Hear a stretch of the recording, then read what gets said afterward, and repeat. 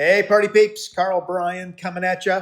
I got a great question here from one of my top coaches. His name's Andy Turner. He's got over 24 coaches that work underneath him. Rock star of a guy. Got started with me, I believe it was roughly 3 years ago. Never coached a day in his life. Got going. He's now got 24 coaches underneath him. So he sent through a question. Karl, as I continue to grow, I'm interested in what KPIs you'd suggest I track. Okay, first of all, great question. Let me tell you why. I can tell you this, guys, officially. Players love to be measured. They love to track. So if you've got a coaching client or you've got a staff member, if you've got somebody close to you and they don't want to get measured and they don't want to track, you've got yourself a B grade player. B grade players can become A grade players, but I will tell you, as part of that process, measurement will be one of the things that will elevate them. Okay, so again, I love the genesis of this question. Let me tell you a funny story. Give me an example of this. So back in the day, I wasn't the greatest student in the world, okay, in my high school days. Managed to battle through, but just. So I remember one time I came home from school and I had my report card. And so report card day for me was not a good day. Let's put it that way, okay? Because I did not want to be tracked. I did not want to be measured. And it was a little bit, it was disappointing for everyone involved, in particular my parents, every single time. Okay, so I remember this one particular time. I was in high school. My parents had got separated and I was living with my dad. And I get my report card and I'm like, looked at it, things not looking great. Okay, I was horrific marks, and this was pretty bad. So I brought him home and I handed my dad the report card. And he's looking at it, and he goes to me. He looks at me. My dad's a bit of a practical joker, right? A real funny kind of guy. Smoke big cigars, and just a really, really funny guy that people love. My friends love to hang out with my dad. Anyway, so he looks at it and he goes, "Karl, I think you might be the smartest person in that entire school." And I'm including the teachers, the principals, the vice principals, all of them. And I'm like, and he was kind of serious, right? And I looked at him and I'm like, "What do you mean?" Because I'm waiting for the punchline. It's not coming. I'm like, "What do you mean, Dad?" Right? And he goes, "Well, look at your marks. You got 50, 50, 51, and I believe it was 52.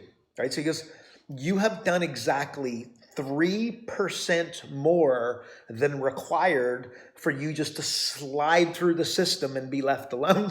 He goes, "You literally did almost exactly what was required." He goes, "How could you possibly determine that?" He says, "Only you could work that out." And I was kind of like, and then he kind of, again, he got a little bit upset, and I was kind of thinking to myself, am I ever going to be able to see my girlfriend again, or am I ever going to be able to see daylight, right? But anyway, so I spent a little bit of time in my room. I got locked out of the TV for a short time. But at the end of the day, it wasn't the end of the world. But this is what he said. So this will give you a bit of an indication as to what report card day was like for me.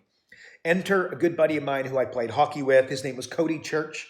He went to Harvard, legitimately went to Harvard. I believe he played volleyball there. Good guy. He was smarter than the teachers. I remember he was sitting in class and he'd be asking them questions. They'd be giving him an answer, then he'd be challenging it, right? And I'm sitting there going, "Let's just get out of here, man. The bell's going to go soon. Cody, shut up. Let's get the heck out of here." But anyways, very, very intelligent dude, right? And very successful today, very, very successful.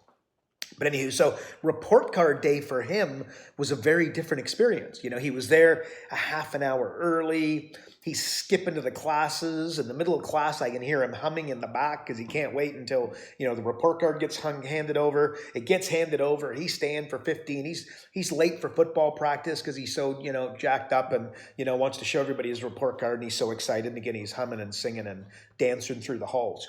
Very different experience than I experienced. And experienced and other, guys like me and gals like me who weren't successful. I didn't want to get measured. I didn't want to get tracked. And that was my attitude.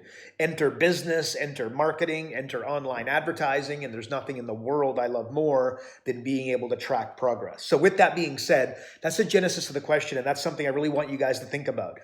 If you don't like tracking, you don't like measuring, the reality is you need to start doing this stuff in order to elevate yourself to A grade player status, and those around you have to do the exact same thing. Okay, so be cautious of someone who doesn't want to get measured. So with that being said, What are some of the stats? So for Andy in particular, he does, we help him on Facebook and LinkedIn, and he uses all of our online tools. So I've reached out to him directly, and his answer will be a little bit different than the one I'm going to give you guys, because most of you don't have 24 coaches underneath you. So types of things that I'd be measuring. Every single week, I would measure how many joint venture partners you have taken on board, and then have a running tally as well. Which, by the way, a lot of the time the answer is going to be 0. You're not going to take on a joint venture every single week.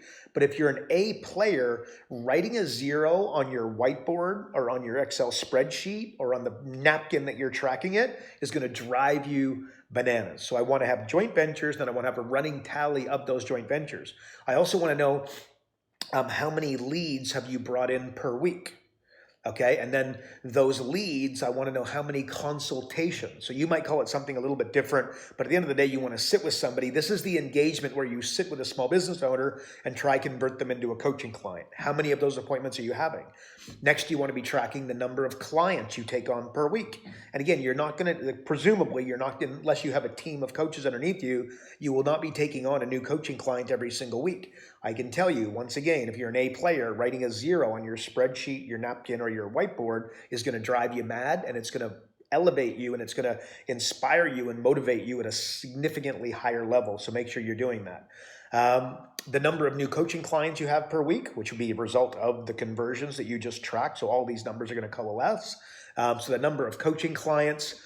The other thing I want you to track is the number, the spend per client, and once again, an ongoing tracking. So let's say that you sign up a business coach or a business owner for $1,000 a month for your coaching services. Once they get the 6 months, logically, again, I'm terrible. I failed horribly in math class, okay, but that equals $6,000, 6 months multiplied by 1,000. The running tally is 6. But then in and amongst those 6 months, ideally, you've sold them another service, an add-on, an upsell. So an example, you hire somebody to come in and teach social media to them. You charge them $2,000. And then so now your running tally is now $8,000 because it's the $2,000 for the social media package, and the 6 months of coaching, you're at $8,000. So I want you to track the spend with the individual client, as well as a contingency. Something you should be working in with your coaching clients is a lot of the clients will kind of, they drop off, they don't do anything, they're super busy. Again, they're that dog's breakfast of a client. Happens to me, happens to you, it's going to happen to everybody. But there's also going to be the absolute stinking home runs where you take these guys and you make hundreds of thousands of dollars, potentially millions with them. Well, $1,000, $2,000 a month for your coaching is not, you should be working a contingency in. So if they're going to hit a home run, you get to, benefit as well in remuneration for your coaching services. So you should be building in a contingency agreement to your coaching contract. And by the way, if you need help with that, we have all the language in the agreements and the verbiage to be able to help you with that and the agreements in place, including, things like money back guarantees that protect you at a really, wild rate. So if you need some help with that, reach out. But at the end of the day, that's what I would also be tracking. What is a contingency looking like with your individual clients? So those are some of the things that I'd be tracking.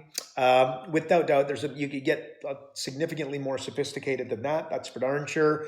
But I would say that those are the basics, and that's what I would encourage you to measure. And then if you're building a team and you have 1, 2, 3 coaches underneath you, you should be tracking those same numbers with them.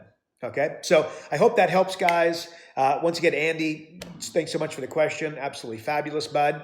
And for you guys out there, if you know of anybody who should be getting this information from us, if you can please tag them down below and encourage them to grab our stuff. If you haven't done the coaches training yet, you'll see on the website for the magazine, you'll see easy access to get into my coaches training. It's totally no charge if you're a subscriber to the magazine, so it's complimentary and you should absolutely get it. I get raving reviews about that all the time.